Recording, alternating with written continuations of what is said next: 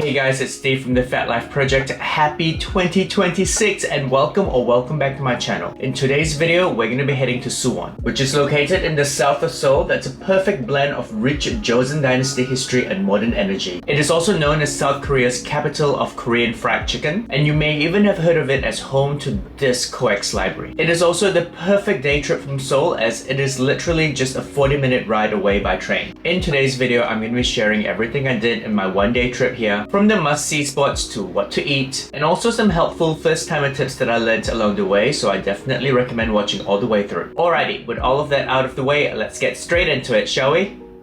So let's start by talking about how to get there, for there are several options. And the quickest and most convenient way would be via the KTX, which departs from major Seoul stations such as Seoul Station or Yongsan Station all the way directly to Suwon Station. The ride would take just around 30 to 40 minutes, and the trains are comfortable, reliable, and easy if you're already near a main station. Just note that they do cost a little bit more compared to a subway ticket, an option that we're going to talk about shortly. You can purchase the ticket on the official Core Rail website, or if your South Korea trip itinerary also includes trips to other cities such as Busan, you may want to consider getting a select pass from Klook that basically allows you to take unlimited KTX trains within a set period of time. Links to both options will be in my description box in case you're interested. However, if you're planning no other intercity trips, I would actually recommend catching a subway. The trains on Seoul's Subway Line 1 will take you all the way through to Suwon Station. Which station you depart from in Seoul depends on where you're located. Simply plug in Suwon Station into Naver Map and it will advise you on the best option for you. For example, if you're departing from Seoul Station, look out for the Cheonan/Sinchang Line 1 and get off at Suwon Station. Depending on where you get on in Seoul, the journey should take you around 60 to 80 minutes. It is cheap, simple, doesn't require any transfers if you're already on Line 1, though just be aware that it can be crowded during peak hours. Catching the bus from Seoul is also a very viable option. Again, plugging in something like Hwaseong Fortress into Naver Maps will help determine the best route for you. For example, if you're departing from Starting Station, you can actually catch the red 7770 bus that will take you all the way to Hwaseong Fortress. By the way, if you're arriving at Suwon Station, head to exit 9 and catch bus 11 or 400. That's going to take you all the way to the Paldamun Gate area. Again, if you're ever confused, Naver Map is going to be your best friend. I arrived in Suwon fairly early, and so I decided to kick off my day by visiting the Suwon Nammun Market so that I could get a bit of breakfast, and boy was I at the right place, as the market comprises alleys full of stalls, mostly manned by friendly ajumas to give you that authentic traditional market vibes, serving up street snacks of every kind from tteokbokki to hot dogs. I ended up going with some baked goods.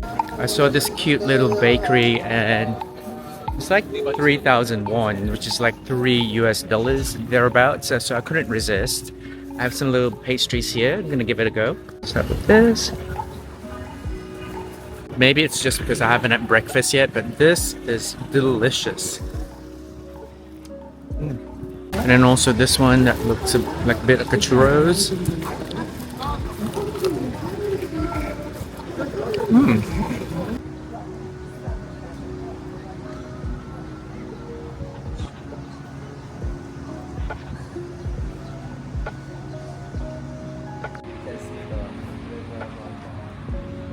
Once I had my fill, it was time to explore, and there's no better place to start than at the iconic Hwaseong Fortress. It was built back in the 18th century and is one of South Korea's best preserved fortresses. It should therefore come as no surprise that it is actually a UNESCO World Heritage Site. The walls stretch for 6 kilometers and blends traditional Korean architecture with surprisingly advanced military engineering for its time. Walking along the fortress walls will also give you panoramic, unprecedented views of Suwon, the old town on the one side and the modern city skylines on the other, making it feel that you're right in the middle of the past and the present. Don't forget to touch the fortress walls while you're here, as it's believed to bring good luck.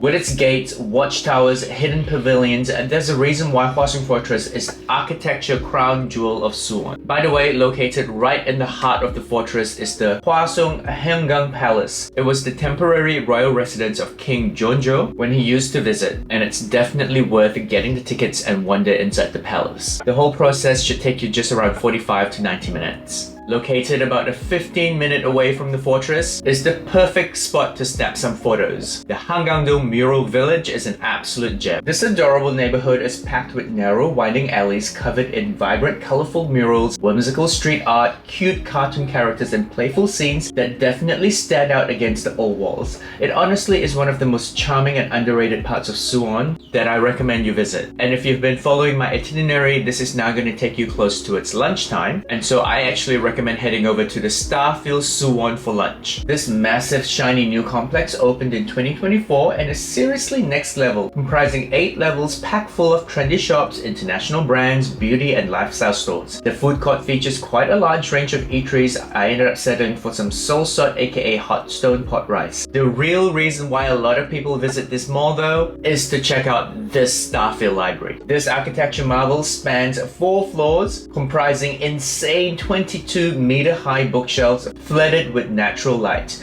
It is, in my opinion, a next level upgrade to its co-ex counterpart in Seoul. And I actually recommend going up a few levels to the Starbucks, getting a coffee there to really take in the majestic views that this library has to offer. The next stop that I went to was definitely the most unique one out of all the places I went to in Suwon. It will literally make you feel like you've stepped back in time into the Joseon era of South Korea. The Korean Folk Village is a massive open-air living museum located in Yongin that's just a quick bus ride from Suwon Station and recreates an entire traditional village featuring over 260 authentic relocated handok houses from different regions and social classes, complete with thatched roofs, winding paths, and scenic mountain backdrop. There is plenty to do here apart from just exploring the village. Make sure you catch their daily super immersive live performances, hanbok rentals, haunted houses, food stalls, and even some fun rides in the amusement area perfect for families with kids. It honestly is one of the best ways to experience South Korea's past.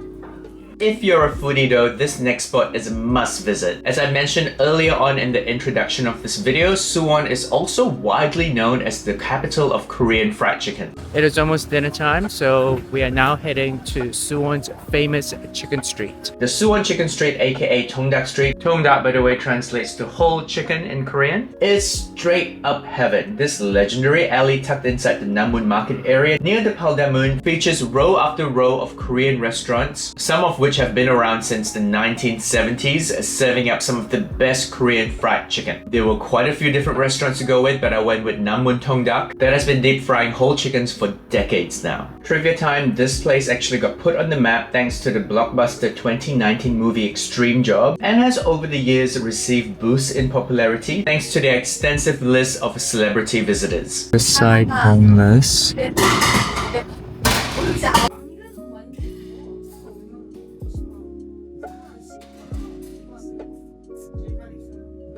We're gonna try to do this, I guess. Hey, 황금말로.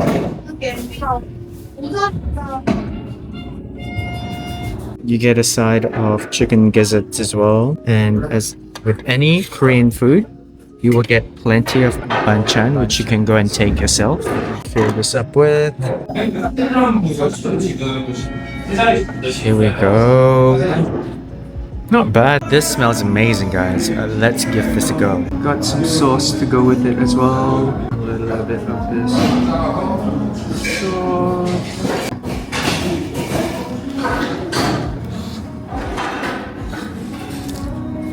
And guys, the chicken is definitely not overrated. It comprises crispy skin and tender chicken meat that is so juicy, it is literally dripping. Hands down the best Korean fried chicken I've ever had, for real. Hot tip, the staff here that I spoke with at least do not speak English, so be prepared to do a lot of pointing or use papago/neighbor translate if you need to speak with them. This is, in my opinion though, a good sign as it means that this place is not a tourist attraction, but is really a restaurant made for the locals. If you're a food lover, you may wish to check out my top 16 spots to eat in Seoul, or if you're traveling to Seoul for the first time, you may find my first timer travel guide to South Korea helpful. I'm gonna link both videos at the end of this video so that you can choose your next adventure. I do hope that you found value in today's video, and if you have, don't forget to like, comment, subscribe, share, all the good things that you know are gonna appease those holy YouTube algorithm gods, but much more importantly, will just make my day as a content creator. Specifically, if you do have comments or feedback for me, do leave me a comment in in the comment section, as I do love hearing from those who take time to watch my videos. And last but definitely not least, if you got to this point of the video, 50 points to Gryffindor for you, but also thank you so much for watching. It really does mean everything. As always, I hope that you have a fantastic day ahead, or that you've already had a good day.